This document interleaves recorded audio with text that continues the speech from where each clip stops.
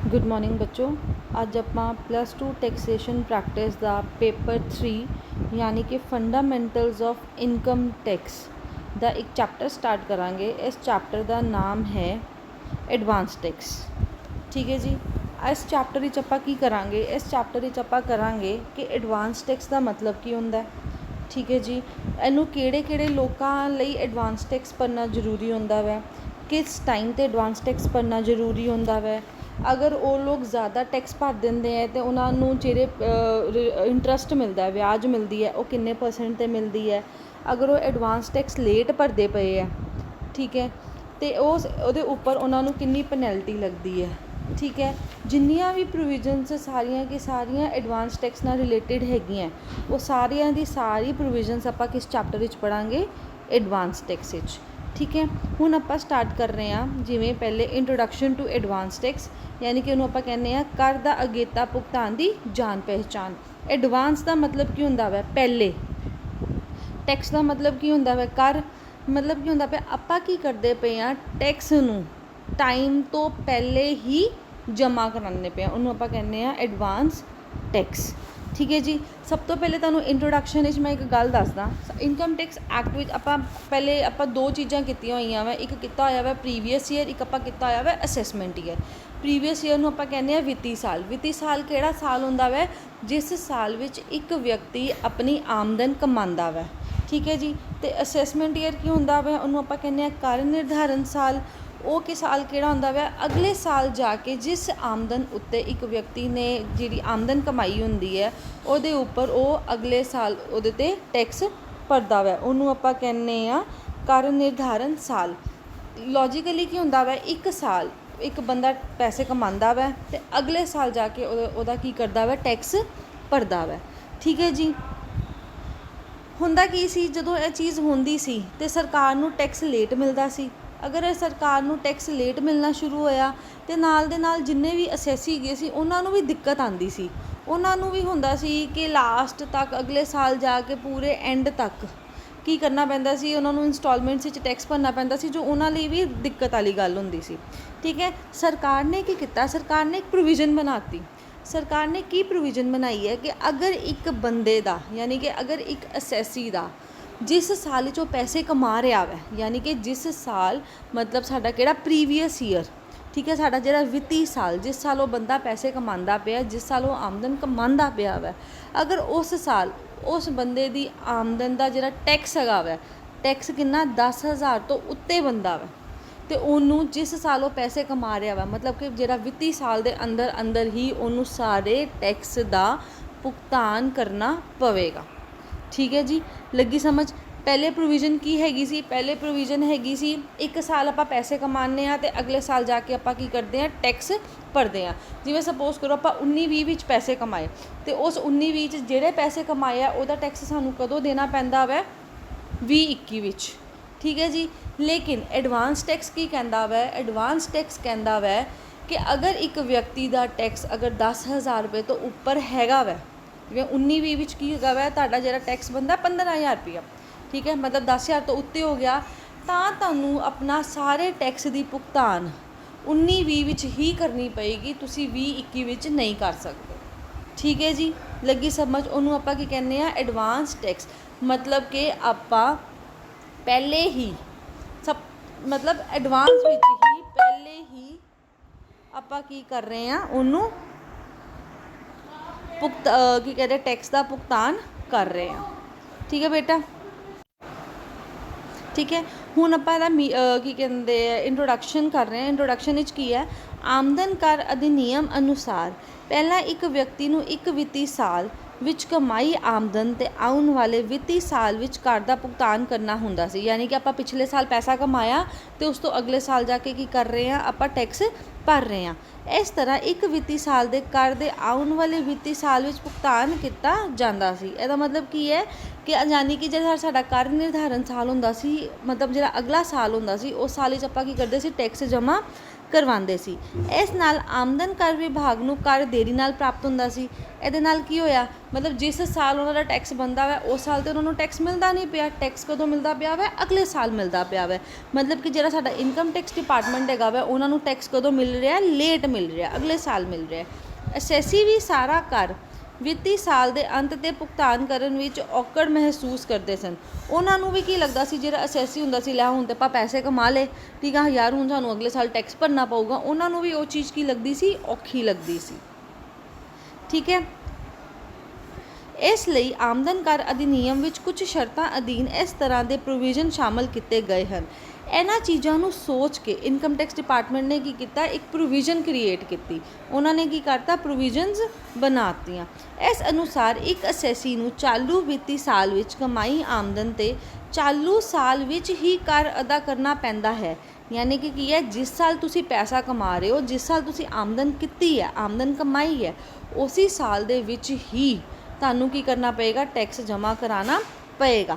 ਕਰ ਦੇ ਚਾਲੂ ਸਾਲ ਵਿੱਚ ਭੁਗਤਾਨ ਨੂੰ ਕਰ ਦਾ ਅਗੇਤਾ ਭੁਗਤਾਨ ਕਿਹਾ ਜਾਂਦਾ ਹੈ। ਯਾਨੀ ਕਿ ਜਿਸ ਸਾਲ ਆਪਾਂ ਟੈਕਸ ਜਮ੍ਹਾਂ ਕਰਾਇਆ, ਜਿਸ ਸਾਲ ਦੀ ਆਮਦਨ ਹੈ, ਅਤੇ ਅਗਰ ਆਪਾਂ ਉਸੇ ਸਾਲ ਦੇ ਵਿੱਚ ਆਪਾਂ ਟੈਕਸ ਨੂੰ ਜਮ੍ਹਾਂ ਕਰਵਾ ਦਿੱਤਾ ਵੈ, ਉਹਨੂੰ ਆਪਾਂ ਕੀ ਕਵਾਂਗੇ, ਅਗੇਤਾ ਭੁਗਤਾਨ, ਯਾਨੀ ਕਿ ਐਡਵਾਂਸ ਟੈਕਸ। ਠੀਕ ਹੈ ਜੀ, ਹੁਣ ਇਸ ਚੈਪਟਰ ਵਿੱਚ ਆਪਾਂ ਕੀ ਪੜ੍ਹਾਂਗੇ, ਇਸ ਦੇ ਰਿਲੇਟਿਡ ਸਾਰੀਆਂ ਦੀ ਸਾਰੀ ਪ੍ਰੋਵੀਜ਼ਨਸ। ਠੀਕ ਹੈ, ਇਨ ਕੱਟ ਸ਼ਾਰਟ ਸਾਨੂੰ ਕੀ ਸਮਝ ਆਇਆ, ਪਹਿਲੇ ਕੀ ਹੁੰਦਾ ਸੀ, ਨੋਰਮਲ ਟੈਕਸ ਵਿੱਚ ਕੀ ਹੁੰਦਾ ਵਾ, ਨੋਰਮਲ ਇਨਕਮ ਟੈਕਸ ਵਿੱਚ ਹੁੰਦਾ ਵਾ ਕਿ ਅਗਰ ਇੱਕ ਵਿਅਕਤੀ ਆਮਦਨ ਕਮਾ ਰਿਹਾ ਵਾ, ਜਿਸ ਸਾਲ ਉਹ ਆਮਦਨ ਕਮਾਉਂਦਾ ਵਾ ਉਸ ਤੋਂ ਅਗਲੇ ਸਾਲ ਟੈਕਸ ਭਰਦਾ ਵਾ। ਠੀਕ ਹੈ ਜੀ, ਜਿਵੇਂ 19-20 ਵਿੱਚ ਟੈਕਸ ਕਮਾਇਆ, 19-20 ਵਿੱਚ ਆਮਦਨ ਕਮਾਈ ਤੇ ਉਹਨੂੰ ਟੈਕਸ ਕਦੋਂ ਭਰਨਾ ਪੈ ਰਿਹਾ ਵਾ, 20-21 ਵਿੱਚ।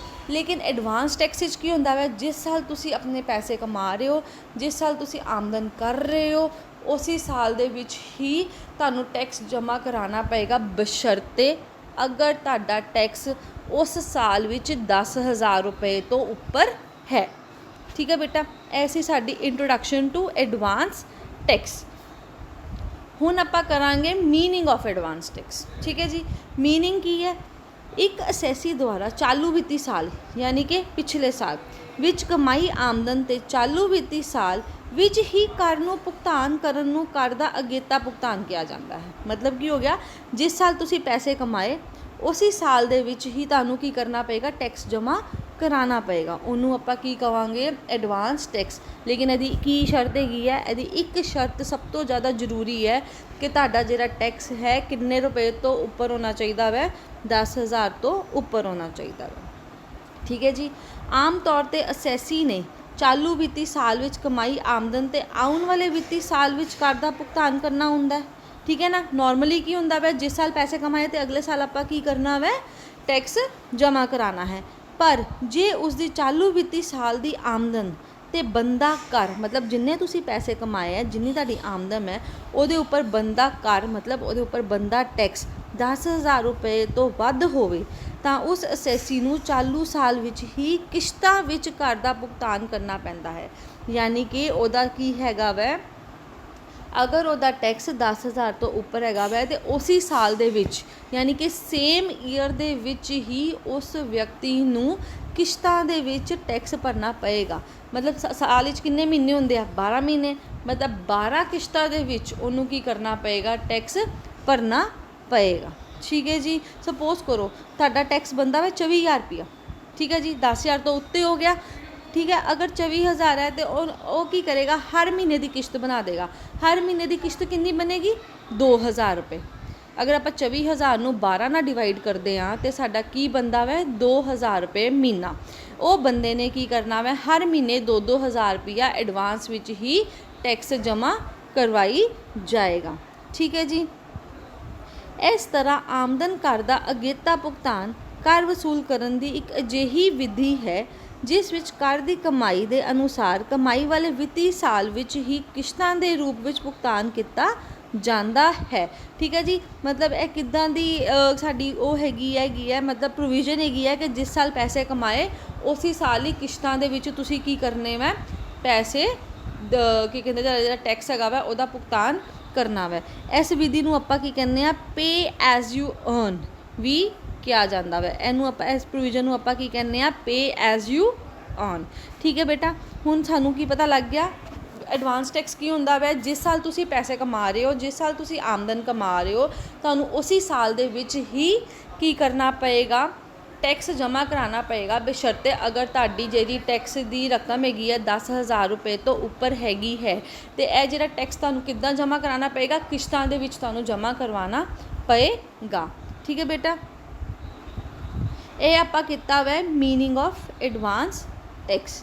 ठीक है जी, हुण इस तो बाद आपां करांगे कर दा अगेता भुगतान किसने करना वै, मतलब किहड़े किहड़े वो लोकी हैगे है जिन्हां ने टैक्स दा भुगतान करना है। ठीक है जी, आमदन कर अधिनियम की धारा 2008 अनुसार आमदन कर दा अगेता भुगतान वो असैसी द्वारा किया जाता है जो हेठ लिखियां शर्तां पूरीਆਂ करते हैं। ठीक है जी, किहड़े लोग शर्तां पूरीਆਂ करते हैं, 3 तरह के लोग। सब तो पहला की है, अगर किसी असैसी का अदायगी योग कर, मतलब जो उसका टोटल टैक्स है वै 10,000 रुपए तो वध होवे, वो मैं तुहानू पहली कंडीशन ही मीनिंग समझाई है। पहली कंडीशन ही यही हैगी है कि अगर एक व्यक्ति का जो टैक्स है वै 10,000 रुपए तो उपर है वै, उन्होंने की करना पएगा, एडवांस टैक्स जमा कराना पवेगा। ठीक है, हुण दूसरा की है जो सैलरी इंपलॉयड सैलरी वाले जोड़े लोग है सैलरीड इंपलॉई है, मतलब कि जोड़े लोग नौकरी करते हैं तो बदले उन्होंने की मिलदियां हैगियां वै, तनख्वाहां मिलदियां हैगियां। ठीक है, उन्होंने एडवांस टैक्स भरन की लोड़ नहीं होंदी। ठीक है जी, क्यों उन्होंने एडवांस टैक्स भरन की लोड़ नहीं होंदी, क्योंकि उन्हों का TDS कटिया जाता है। TDS की होंदा वै, टैक्स डिडक्टेड एट सोर्स, मतलब कि होंदा वै कि जेड़ा उन्हां दा इंपलॉयर होंदा वै वो की करदा वै, जो तनख्वाह देंदा वै उन्होंने टैक्स कट के ही देंदा वै। सपोज करो एक इंपलॉई गा वै, ठीक है, उसकी तनख्वाह हैगी है 50,000 रुपया। ठीक है जी, 50,000 रुपये के विचों उहदा जेह्ड़ा टैक्स बनता वै साल का बनता सपोज करो 24,000 रुपया, मतलब महीने का कितना हो गया 2,000 रुपया। उन्हें की करना वै, पहले ही जो उन्होंने सैलरी देनी है 2,000 रुपया कट के, मतलब नैट हत्थ विच कितनी आएगी 48,000 रुपया। 50,000 उसकी सैलरी है, 2,000 रुपया इंपलॉयर ने टैक्स कट लिया। ठीक है, उस टैक्स नूं आपां एडवांस टैक्स नहीं कवांगे, उन्होंने आपां की कवांगे TDS, यानी कि टैक्स डिडक्टेड एट सोर्स। ठीक है जी, अगर उस तो इलावा, ठीक है, अगर उस तो इलावा अगर इंपलॉई नूं किसी होर तरीके तो सैलरी तो छड्ड के, सैलरी तो छड्ड के अगर उन्होंने कितों होर आमदन हो रही है तो उहदे उत्ते उहदा टैक्स भरना बनता है, तो अगर उस बंदे ने वो टैक्स नहीं भरिया, मतलब वो TDS नहीं कटवाया, फिर आपां उहदा टैक्स कटांगे। ठीक है जी, पहले तुसी तीसरा पॉइंट देख लो। तीसरे पॉइंट की कहता वै, सैलरी प्राप्त करता असैसी, सैलरी प्राप्त मतलब जिन्होंने तनख्वाह मिलती है, असैसी इस दी होर साधना तो प्राप्त आमदन का बंदा या अदायगी योग कर 10,000 रुपये तो वध होवे तां इस संबंध विच आमदन की स्रोत की थां कर दी कटौती ना होवे। ठीक है, सैकेंड पॉइंट की कहता, सैकेंड पॉइंट कहता वै, असैसी द्वारा आमदन के स्रोत की थां कर की कटौती ना करवाई होवे। ठीक है, उदाहरण के तौर पर सैलरी प्राप्तकर्ता नूं कर दा अगेता भुगतान की लोड़ नहीं। क्यों कहता वै, सैलरी वाले बंदे नूं क्यों लोड़ नहीं गी, क्योंकि इन्हां दी आमदन विचों आमदन के स्रोत की थां कर की कटौती TDS की जाती है। ठीक है जी, मैं तुहानूं पॉइंट समझाया वै, जिहड़ा सैलरी वाला इंपलॉई हुंदा वै उन्होंने की लोड़ हुंदी है, ਉਹਦਾ TDS कटिया जाता है, इस करके आप ਉਹਦਾ की करते हैं, एडवांस टैक्स नहीं कटते।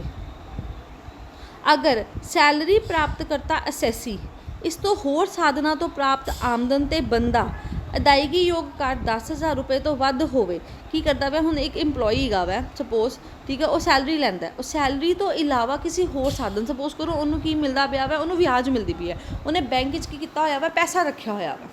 ठीक है, वो बैंक विच जिहड़ा पैसा है वै 2 लाख रुपया पिया। ठीक है, तो सपोज करो उस उहदे उत्ते उन्होंने की कहते हैं 20,000 रुपया नूं ब्याज मिलती पई है, 10,000 तो की कहते हैं उसका जो टैक्स है वै 10,000 तो उत्ते बनता पिया वा। ठीक है, तद इस संबंध विच ते ਉਹਦੇ ਉੱਤੇ ਉਹਦਾ TDS नहीं कटिया आया, ਉਹਦੇ केस विच आपां की करांगे, उन्होंने एडवांस टैक्स देवांगे। ठीक है जी, ये 3 पॉइंट की कहते हैं, ध्यान नाल दोबारा सुन लो। पहला पॉइंट कहता वै कि जो असैसी है वह 10,000 रुपये तो उपर होना चाहिए वै टैक्स, तां आप एडवांस टैक्स कटांगे। दूसरा पॉइंट कहता वै ਕਿ ਜਿਹੜਾ ਅਸੈਸੀ ਹੁੰਦਾ ਵੈ, ਜਿਹੜਾ ਕਿ ਇੰਪਲੋਈ ਹੁੰਦਾ ਵੈ, ਸੈਲਰੀ ਵਾਲਾ ਇੰਪਲੋਈ ਹੁੰਦਾ ਵੈ, ਜਿਹਨੂੰ ਸੈਲਰੀ ਮਿਲਦੀ ਹੈ, ਠੀਕ ਹੈ, ਆਪਾਂ ਉਹਦਾ ਐਡਵਾਂਸ ਟੈਕਸ ਨਹੀਂ ਕੱਟਦੇ। ਕਿਉਂ? ਕਿਉਂਕਿ ਉਹਦਾ ਆਪਾਂ ਕੀ ਕੱਟਦੇ ਹਾਂ? TDS ਕੱਟਦੇ ਹਾਂ। ਕੀ ਕੱਟਦੇ ਹਾਂ? TDS ਕੱਟਦੇ ਹਾਂ, ਠੀਕ ਹੈ। ਅਤੇ ਉਹਦੇ ਵਿੱਚ ਉਹ ਕੀ ਕਹਿੰਦਾ ਵੈ, ਅਗਰ ਇਨ ਕੇਸ ਉਸ ਬੰਦੇ ਨੇ TDS ਨਹੀਂ ਕਟਵਾਇਆ, ਸੈਲਰੀ ਵਾਲੇ ਬੰਦੇ ਨੇ ਅਗਰ TDS ਨਹੀਂ ਕਟਵਾਇਆ, ਫਿਰ ਆਪਾਂ ਕੀ ਕਰਾਂਗੇ? ਉਹਨੂੰ ਕੀ ਕਹਿੰਦੇ, ਫਿਰ ਆਪਾਂ ਉਹਦਾ ਐਡਵਾਂਸ ਟੈਕਸ ਕੱਟਾਂਗੇ। ਅਤੇ ਤੀਸਰਾ ਪੁਆਇੰਟ ਕਹਿੰਦਾ ਵੈ, ਅਗਰ ਉਹ ਸੈਲਰੀ ਇੰਪਲੋਈ ਨੂੰ ਕਿਸੇ ਹੋਰ ਸਾਧਨਾਂ ਤੋਂ ਕੀ ਹੁੰਦਾ ਪਿਆ ਵੈ, ਉਹਨੂੰ ਆਮਦਨ ਹੋ ਰਹੀ ਹੈ ਅਤੇ ਉਹਨੇ ਉਹਦਾ TDS ਨਹੀਂ ਕਟਵਾਇਆ, ਅਤੇ ਉਹਦਾ ਜਿਹੜਾ ਟੈਕਸ ਹੈਗਾ ਵੈ 10,000 ਰੁਪਏ ਤੋਂ ਉੱਪਰ ਬੰਦਾ ਹੈ, ਫਿਰ ਆਪਾਂ ਕੀ ਕਰਾਂਗੇ? ਐਡਵਾਂਸ ਟੈਕਸ ਕੱਟਾਂਗੇ, ਠੀਕ ਹੈ ਬੇਟਾ। ਅੱਜ ਆਪਾਂ 3 ਟੌਪਿਕ ਕੀਤੇ ਹੈਗੇ ਆ। ਕਿਹੜੇ ਟੌਪਿਕ ਕੀਤੇ ਆ? ਪਹਿਲੇ ਇੰਟਰੋਡਕਸ਼ਨ ਟੂ ਐਡਵਾਂਸ ਟੈਕਸ, ਫਿਰ ਆਪਾਂ ਕੀਤਾ ਵਾ ਮੀਨਿੰਗ ਆਫ ਐਡਵਾਂਸ ਟੈਕਸ, ਅਤੇ ਉਸ ਤੋਂ ਬਾਅਦ ਆਪਾਂ ਕੀਤਾ ਹੈ ਕਰ ਦਾ ਅਗੇਤਾ ਭੁਗਤਾਨ ਕਿਸਨੇ ਕਰਨਾ ਵੈ, ਮਤਲਬ ਕਿ ਕਿਹੜੇ ਇੰਪਲੋਈਜ਼ ਹੈਗੇ ਆ ਜਿਨ੍ਹਾਂ ਨੂੰ ਭੁਗਤਾਨ ਕਰਨਾ ਪੈਂਦਾ ਵੈ। ਸਿੰਪਲ ਜੀ ਗੱਲ ਯਾਦ ਰੱਖੋ, ਇੱਕ ਉਹ ਵਿਅਕਤੀ ਜਿਹਦੀ ਆਮਦਨ 10,000 ਰੁਪਏ ਤੋਂ ਉੱਪਰ ਹੋਵੇ, ਅਤੇ ਜਿਨ੍ਹਾਂ ਲੋਕਾਂ ਨੂੰ ਤਨਖਾਹਾਂ ਮਿਲਦੀਆਂ ਹੁੰਦੀਆਂ ਵੈ, ਉਹਨਾਂ ਦਾ ਕੀ ਹੈਗਾ ਵੈ ਕਿ ਐਡਵਾਂਸ ਟੈਕਸ ਨਹੀਂ ਕੱਟਿਆ ਜਾਂਦਾ, ਉਹਨਾਂ ਦਾ ਕੀ ਕੱਟਿਆ ਜਾਂਦਾ ਵੈ? TDS ਕੱਟਿਆ ਜਾਂਦਾ ਵੈ। ਅਤੇ ਤੀਸਰਾ ਪੁਆਇੰਟ ਇਹ ਕਹਿੰਦਾ ਵੈ ਕਿ ਅਗਰ ਇਨ ਕੇਸ ਜਿਹੜਾ ਤਨਖਾਹ ਲੈਂਦੇ ਆ ਲੋਕ, ਠੀਕ ਹੈ, ਅਗਰ ਉਹਨਾਂ ਨੇ ਕਿਸੇ ਹੋਰ ਜਗ੍ਹਾ 'ਤੇ ਪੈਸੇ ਇਨਵੈਸਟ ਕੀਤੇ ਹੈ, ਅਤੇ ਅਗਰ ਉਹਨਾਂ ਨੂੰ ਉੱਥੋਂ ਆਮਦਨ ਹੁੰਦੀ ਪਈ ਹੈ, ਅਗਰ ਉਹ ਆਮਦਨ ਹੋਣ ਤੋਂ ਬਾਅਦ, ਠੀਕ ਹੈ ਜੀ, ਉਹਦਾ ਜਿਹੜਾ ਟੈਕਸ ਹੈ 10,000 ਰੁਪਏ ਤੋਂ ਉੱਪਰ ਹੈਗਾ, ਕਿੰਨੇ ਤੋਂ ਉੱਪਰ ਹੈਗਾ ਵਾ? 10,000 ਰੁਪਏ ਤੋਂ ਉੱਪਰ ਹੈਗਾ, ਅਤੇ ਆਪਾਂ ਕੀ ਕਰਾਂਗੇ? ਕਿਉਂਕਿ ਉਹਨਾਂ ਦਾ TDS ਨਹੀਂ ਕੱਟਿਆ ਹੋਏਗਾ, ਅਤੇ ਆਪਾਂ ਉਹਨਾਂ ਦਾ ਕੀ ਕੱਟਾਂਗੇ? ਐਡਵਾਂਸ ਟੈਕਸ ਕੱਟਾਂਗੇ, ਠੀਕ ਹੈ ਜੀ ਬੇਟਾ। ਅੱਜ ਆਪਾਂ 3 ਪੁਆਇੰਟ ਕੀਤੇ, ਇਹ 3 ਪੁਆਇੰਟ ਨੂੰ ਅੱਛੀ ਤਰ੍ਹਾਂ ਸਮਝਣਾ। Thank you.